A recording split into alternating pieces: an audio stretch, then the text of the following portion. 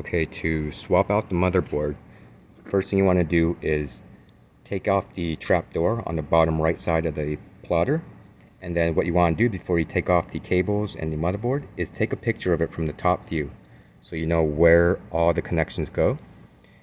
So now what you want to do is you want to take each one of these cables off one at a time. Get needle nose pliers, and there's hot glue.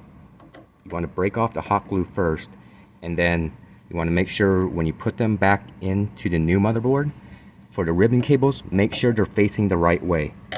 You're going to see that there's going to be silver fingers on one side of the cable. They need to make contact with the fingers on the plug-in on the motherboard for the ribbon cables. So do them one at a time. Same thing with the motor. Break off the hot glue, and then you're going to want to make sure you put the X motor and the Y motor connections in the same spot. And same with these cables. So you want to do that with all of them. Just break off the hot glue and then make sure you put them the right direction.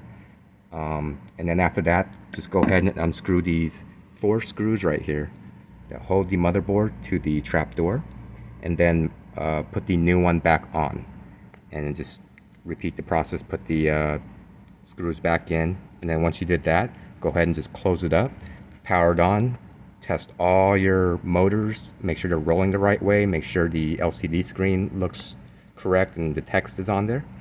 And then after that, you should be good. Just go ahead and do some test cuts, and then you should be all right after that.